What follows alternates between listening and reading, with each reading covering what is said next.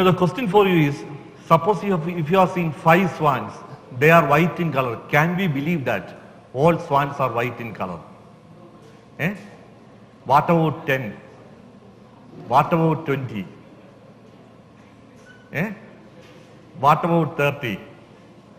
What about 4? Okay, this is one thing which we can look for this at. Anyway, this half an hour time, as you know, any conference time is very precious. I just briefly touch the basic statistical methods which you would like to go through it. Today morning you have a very good session on various types of study designs.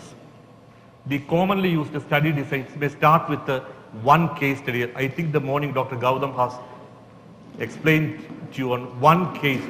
That is the smallest thesis a person can ever do it. One case and the whole description of it. Suppose if you have taken 2 or 3 patients, it will come to a case series. Then we have a cross-sectional study. Cross-sectional, most of you will be doing at a cross-sectional time, which you will be seeing the patient and you are collecting the information. Then we have the case control study. Then we have the cohort study. Then we have the randomized control trial. And then we have the screening test. So in this half an hour session, 20 minutes I will be addressing some of the basic analysis which you needed according to your study design. I think that today morning time, Dr. Vijay Kumar sir has been explaining several times, the analysis should be strictly focused according to your objective. What your objective, you have to focus your analysis accordingly. So the first thing, which analysis you suit for it, it depends upon the study design which you are doing it. Now let us start a brief description about the case series, what analysis which we can do it. You have treated some 5 patients. Their length of stay are 1, 3, 2, 4 and 5. Now the question for you is, which are the averages? What is the average length of stay? In statistics, we have made certain averages. One is called a mean, another is called a median, another is called a mode. And mean length of stay, it will be very simple. You have to add all these things and divide by the number of observations. You will get a number called 3. But remember please, the background of this particular question, you have to be very careful about it. If I undergo this surgery, how many days I have to stay? If some patient asking you this question, and you have to give an answer from your experience, that is actually the basic fundamental principle of the clinical epidemiology or case series analysis. Your experience, you are sharing it. You have treated only 5 patients and their length of stay are 1, 3, 2, 4 and 5. We are calculating an average called a mean average. The mean is equal to 3. Now let us look into it. What are the problems which will happen for this mean?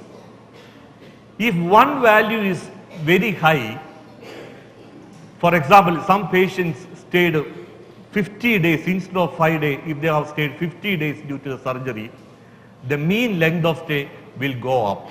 That is the main drawback of the average called a mean. For that we have one alternate average which is called a median. Conventionally median is the middle value while arranging the observation either in the ascending order or in the descending order. In this data set median is also become 3. And we have one more average which is actually we call it as mode, the most repeated value.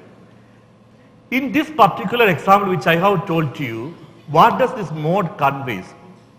As a clinician like you, there are certain places mode has a better advantage. For example, the most repeated value, how many days I have to stay if I undergo the surgery. You will have a list of many patients, you have undergone the same length of stay. So that is actually what we call it as mode length of stay. So, but now the issue is, out of these averages, which average you have to be selected? Actually, if you see this World Health Organization's recommendation on the undergraduate level, teaching biostatistics, they are explaining 2 things in your mind. One, student should be able to explain very well the distribution of it. This is one place which I want you to believe it, because the time is only very half an hour time. Afterwards, you may or may not get an opportunity to listen this talk. Remember please, one thing which we call it as distribution. When you take a blood pressure like diastolic blood pressure and all, when you plot a large number of people, you may or may not be believing what I am saying. The mean value will be always greater than the median value, and the median value will be always greater than the mode value. We call these distributions as positively skewed distributions. There are certain values like height, weight and all, if you take it, and if you calculate the mean value, if you calculate the median value, and if you calculate the mode value, both will be the same thing only. We call these variables as normal distributions. And there are certain biological variables. Mean value will be less than the median value, and median value will be less than the mode value. We call these variables as negatively skewed distributions. So when the variables follow normal distribution, mean may be a good average, whereas the variables follow skewed pattern, it is always preferred to have median as the best average. So the take-home message which just now which I have told you are, one is which average you have to select it. If you see a large skewness in your observations, median is the best average. But if you are not seeing much skewness, mean is the best average. Another way which when you measure the quantitative data, you can have a frequency distribution table like this way. So these are the things which you have to basic elementary level analysis which you require for a case series data. Now let us see the second part of the analysis. When you do a cohort study, cohort is actually, the word meaning is follow up. Here actually we have two groups of people. One group of people is called the exposed group. Other group of people is called a non-exposed group.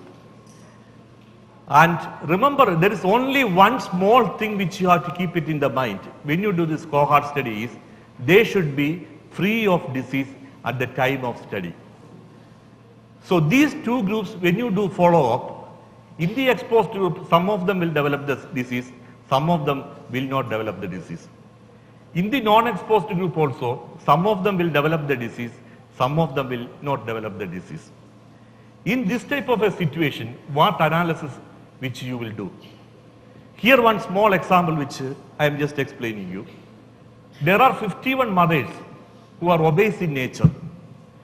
When you followed up, 16 mothers gave birth to preterm birth, whereas 533 normal mothers, 46 gave birth to preterm birth. When you see a cohort study data, what analysis you will do? Here we have two percentages are very important. One is percentage of people having preterm birth among the obese mother. In this situation, the value is 16 out of 51, which is 31.4. We have another category of people. Among the normal mothers, how many of them gave birth to preterm birth? This percentage is 8.6. And in cohort study, this ratio is actually what we are looking for it. That is actually this 31.4 divided by 8.6, or in other words it is 3.65. So the statistical analysis which is suitable when you do a cohort study is the relative risk. This is what which you are looking for it. The relative risk is a ratio of these two percentages. What is the incidence among the exposed group and what is the incidence among the non-exposed group? Now on the other hand, if you don't have the time to do a large cohort study, there are two drawbacks which cohort study may likely to face it. One is the long duration of its follow-up.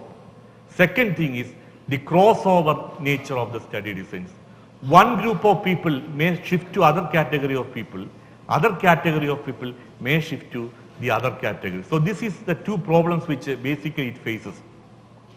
To overcome these problems, we have an easier design which we call it as case control study. Today morning I think they have explained to you everything very well. You don't need my further class explanation on it. But here what we are only touching you, what analysis you will do for a case control study data. So we have the simplest example, which even the undergraduate students onwards, what we are teaching is smoking and the lung cancer. Very simple example. This is what is well-known example, like 80%. But what we are looking here, it is vertical wise we are looking for, not in the horizontal wise. 80% of the lung cancer is the percentage is exposed group, whereas the non-lung cancer patients only 30% are in the exposed group. Or in other words, if you do a odds ratio, you will get a value called NAC. This is a cross product ratio. So just going back to your brain in a very small thing, whatever which we have told you, when you have a case series, the commonly used measures of averages are mean, median and the mode. And when you do a cohort study, the commonly used averages are relative risk. And when you do a case control study, the commonly used average is odds ratio. Now, very often, many of the PG students also would like to do the screening test evaluation. Screening test evaluation, for example, here we have what we are having feeling is, we are having a feeling that if a person with a BCPF value, breast carcinoma promoting factor value, if it is more than 150, can we call a patient as a breast cancer or not? A data set like this way, 1,600 people, when we have evaluated at a time, when we compared with the breast biopsy as the gold standard, what we have observed is 570 people, both the screening test and the gold standard says the same result. Whereas 150 people, screening test says that they have the disease, but gold standard test says that they don't have the disease. Whereas 30 people, screening test says that they don't have the disease, whereas the gold standard test says that they have the disease. Whereas this 850 people, both the screening test and the gold standard test says that you don't have the problem. Now the question for you is, out of these two categorical people, which are the most luckiest group? Can anybody, I don't know, second years how much they are able to follow, which is the most luckiest group out of the four category people? Eh? Louder, louder. Eh? Luckiest group.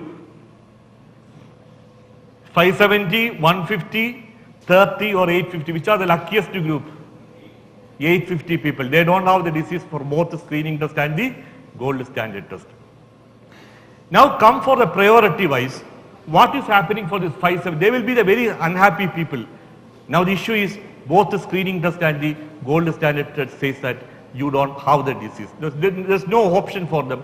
They will be the diagnostic point of view, they are good in character, but mentally they may be unhappy. But now the issue for you is, we have other two categories are there. There are 30 people. Screening test says that you don't have the disease, but they are actually having the disease. Whereas 150 people, initial screening test says you have the disease, but later they found that they don't have the disease. Now the question for you is, out of them, which is the danger group? Which is better or a bad? Initially the test says that you have the disease, later saying that you don't have the disease. That is bad. Or initially says that you have the disease, later saying that you don't have the disease. Which is bad? Eh? First one or second one? Yeah, this is the two terminologies which we call it as sensitivity and the specificity. I will explain you just. Sensitivity is the ability of the screening test to detect the true positive, and specificity is the ability of the screening test to detect the true negative. But to answer to my question, it totally depends upon the situation actually. Sensitivity is more important or I just to tell you one small example. Today if you are buying some equipment for testing the HIV in the blood bank, now in this situation, whether sensitivity is more important or specificity is more important. Yeah, let us case by case we look for it. For these 30 people, your machine says that you don't have HIV. Naturally, we are taking them in the blood bank. we are giving that 30 people's blood to other people, which all the people will get the disease. So we need 100% sensitivity out of it. Whereas this 150 people, the machine says that you have HIV. So what maximum you can say, just to destroy the blood and can tell that you go and do better consultation. That won't be a problem at all. But compared to in this situation which I am telling you, sensitivity is more important than the specificity. But there are some other situations are there where you will tell specificity will be more important than the sensitivity.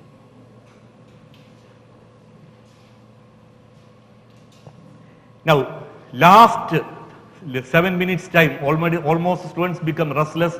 I wanted to go with a good name from this campus. Karpagam campus, I don't want you to throw stone and all other things to me. I don't want to happen it. So the last 7 minutes, I just briefly touch about a term called the p-value, or in other words, the test of significance. How many people heard about the term p-value in your life? P-value, have you heard about p-value? How many people? PGs, faculty, p-value, heard about it? Okay. I just tell you what is the meaning of test of significance, or some other later time I can explain you what is this test. I just briefly touch what is the test of significance. For example, the efficacy of 2 drugs on lowering serum cholesterol value. Drug A was given to 50 patients. Drug B was given to another 50 patients. The average serum cholesterol level at the end is lower in those receiving drug B than drug A at the end of 6 months. This is the background. Now the question for you is, what is the conclusion? That is a question.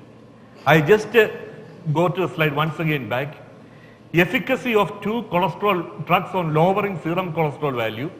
Drug A was given to 50 patients and drug B was given to another 50 patients.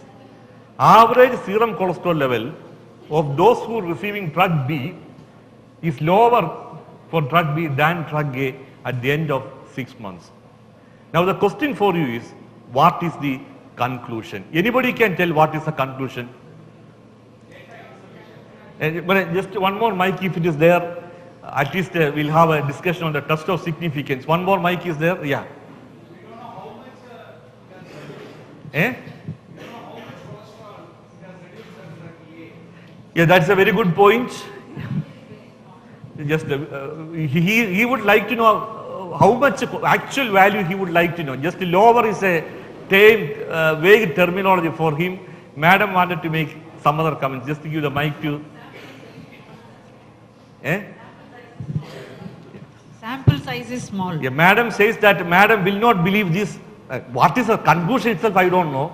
Now, what is the conclusion? Sample size, sir. No, what is the conclusion from this study? So we can't make any conclusion. Is it what? Yes, sir. To make any conclusion. Yeah. Any other? Yeah.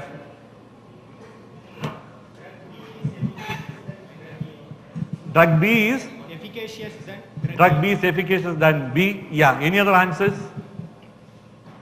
So when to stop, you just tell me, sir. I am ready at any time. Eh? Yeah. So don't think about my thing. Yeah. What is the conclusions? Yeah. My dear friends. So I just briefly tell you. These are all the issues actually. The first slide is drug B is superior to drug A. Is it possible or not possible? It is a very possible answer for this question. But what I am saying is, this is not the only one possibility. We have other 3 more possibilities are there. Which are those 3 other possibilities? The second possibility is, drug B is not superior to drug A. The difference may be due to just by chance. Just by chance it can happen. This is also a possibility. This is also a possibility. And third possibility is, it is not due to the drug. Uncontrolled differences other than the treatment can play a role on it. Eh? This is also one more possibility. And the last possibility is drug A may have been selectively administered to the patients whose serum cholesterol levels were more refractory to the drug. One way actually we are looking for a biased comparison. So can you just recollect back your memory, what are things which I have told you? When you see an observed difference, the observed difference can due to four possible ways. One is real difference, second thing is by chance, third thing is uncontrolled differences other than the treatment, and the last is biased comparison. So now the issue is how to solve or overcome these problems. So just like what I have told you, that observed difference may be due to the random chance or may not be due to the random chance. Biased comparison and uncontrolled confounding. Now whether it is due to the biased or by chance or not by chance, when you do a test of significance, you will get a p-value. By using the p-value, you will come to know whether the difference is due to chance or not due to chance. P-value less than 0.05 means the difference is due to the chance. It's only how to do p-value today I am not teaching you because time is very, very limited. But p-value less than 0.05 means the probability that the difference is due to the chance is less than 95% beyond the chance. P-value less than 0.01 means the difference due to the chance is less than 1 out of 100. It is 99% beyond the chance. And at the same time, p-value will not tell anything about the magnitude of the difference. But for the solution C and D, what are the solutions C and D? One is uncontrolled difference, other is biased comparison. The only one solution is random allocation, randomization. Random allocation is the one and the only one solution. So that's what when you do a randomized control trial, the figure 1 will be a consort guidelines. You have to give what is your exact schedule of the randomization. If you, those who are, have you seen any medical journal in your life? Seen it? When you do any medical journal, when you do anything with a randomized control trial, your table 1 will be, figure 1 will be the flow chart which I have shown to you, but table 1 will be the baseline characteristics.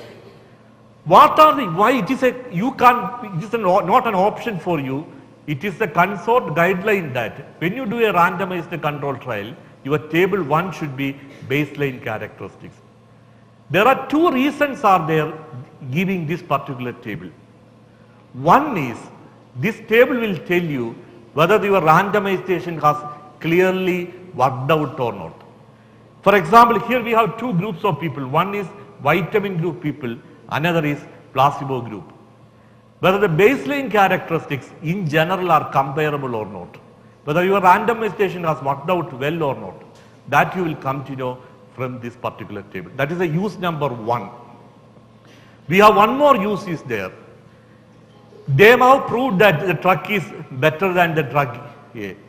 But as a physician, tomorrow when you become a physician, especially students like you, when you wanted to accept this drug, you should also like to, for example, this drug was given for a patient of age 29 and 28 years. Suppose a 70-year-old patient comes, you have to think little bit before prescribing this particular drug. So what I am telling you is, in what characteristics people, basically this drug is really worked out. That also you will come to know from this table. So there are two uses are there from this table. One is randomization has worked out or not.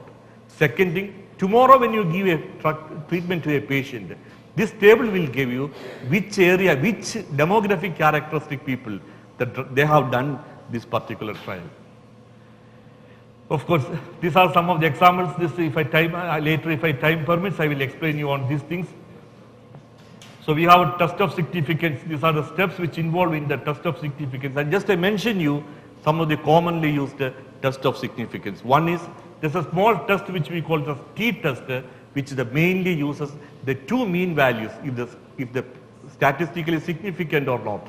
this t-test will tell you. Whereas analysis of variance will tell you when you have more than two mean values, more than three category of people, and if you wanted to check the mean value, analysis of variance will tell you the answer for it. But if you have two categorical variable, chi-square test will give you the answer. And if you wanted to establish the relation of two continuous variables, correlation coefficient will tell you this data. Okay. For example, when you do a t-test, you have one group mean value, you have another group mean value. If t-test will tell you the difference of these two. Difference of these two is 39 and 38. This is statistically significant or not. For example, when you do analysis of variance, we have three values are serum zinc level values, 10.27, 9.02 and 6. These three mean values, if it is statistically significant or not, this analysis of variance will tell you. And chi-square test will tell you whether there is an association between duration of fever and these two categorical variables, this variable and this variable. The association is statistically significant or not. This chi-square will tell you. And correlation will tell you one increases, the other increases or not. So, okay, this main multivariate is little beyond your syllabus, which I don't want to touch you. But entire research methodology, if you ask you to summarize in the entire workshop, if you wanted to summarize in a 1 second or 1 minute workshop, the answer is very simple. Bradford Hills, the 4 questions.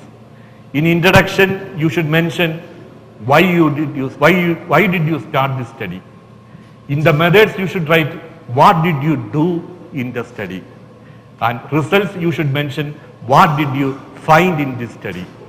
And discussion, you should write what does it mean for you. So the whole workshop, if you wanted to stop in a 1 second, 1 minute, the entire workshop, if you want to stop in only 1 minute, you have to answer this Bradford Hills 4 questions. This is actually, we call it as Bradford Hills 4 questions on research methodology. And when you write a table, my suggestion for you is, first you get the tables, get ready. Then you write the discussion then you write introduction, then you write abstract, then you write give a good title. Some people will agree, some people may not agree, but this is a simple way which you can write your dissertation. And thank you. Okay, before asking you one small question, I don't know, just touching you, I just do a small statistical question I will ask you. A drug is offered to, it's a very, two terminologies I want to be very familiar with it. Suppose a treatment is offered for 10 people. 2 people told that we don't want your trial. We have given the drug to 8 people. Out of these 8 people, 3 people got cured. Once again I will tell you the question, a simple statistical question. 10 people were offered to a treatment. 2 people told that we don't want your trial. They have not taken the drug. 8 people took the drug. Out of it, 3 people got cured. Now the question for you is, what is the cure rate? I will give it 4 answers. One answer is 3 by 8. Second answer is 3 by 10. Third answer is both. And the fourth answer is none of these. I just explain you the question once again. A treatment is offered to 10 patients. 2 people told us, we don't want your drug, I am not going to take it. So the drug was given only to 8 people. Out of the 8 people, 3 got cured. Now the question for you is, what is the cure rate? 3 by 8. Second answer is 3 by 10. Third answer is both. And the last answer is none of these. Eh? Yeah? 3 by none of this. 3 by, you are telling 2 answers at a time. Only that option is also maybe there. I don't know. 3 by 8, 3 by 10, both, none of these. Eh? Which, I had to block one answer actually. You should tell. What, sir? You 3 by 8. The answer is actually, this is a small statistical terminology. The correct answer for this question is C is the correct answer. Both is the correct answer. The question is, who is answering the question? If you ask this question a clinical pharmacology professor, the answer is very simple for them. The answer is 3 by 8. The pharmacology professor did not want to hear any story. Yeah, they are not interested also. 8 people given the drug, 3 got cured, 3 by 8. But if you ask the question to a community medicine professor, see, the minister may be asking for the same question. He already aware that compliance may be vary, but he would like to know in community which works out better. In that situation, 3 by 8, 10 is a better answer than that. He already aware that compliance will be, patient may not, everybody may not take it. Actually, these two terminologies, one call it as efficacy, other is called effectiveness. Efficacy, usually we call it as ideal situation, what happens. Effectiveness is practical situation. My dear friends, it's a really nice time to be with all of you. All young faculties are very active in this college. I think usually when we go to the college, I think most of you are young in nature and very active, and students also very, very active. Only thing, lunch was little heavy. I have seen it little bit. Otherwise, okay. Thank you, sir.